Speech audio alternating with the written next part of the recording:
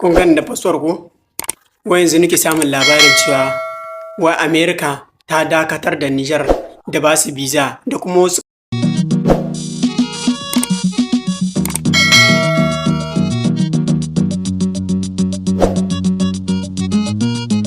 ƙasashe 39 ciki akwai Palestine da Syria da sauran wasu ƙasashe na Afirka wai an dakatar da su da ba su biza. Na ce me ake cewa ni dan Allah wanda suke can ma Amerika dan Allah koro mu abu wallahi mu muna buƙatan su.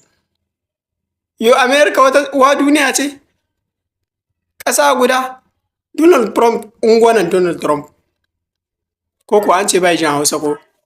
Donald Trump kakkari na mutane waya. Kuma kun zama Faransawa.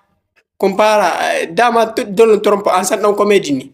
Ni wallahi tun zaɓe na farko na san Donald Trump ɗan komedi ne.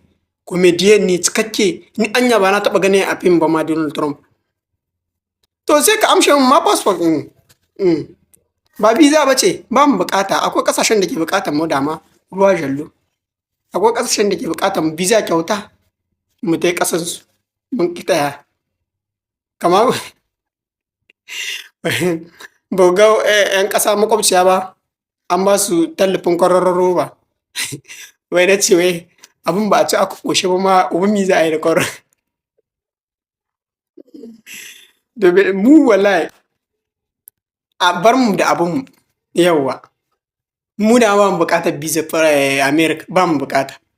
Ga sauran ƙasashe nan irin su Australia ƙarshen duniya take Australia in muna so sai mu tai.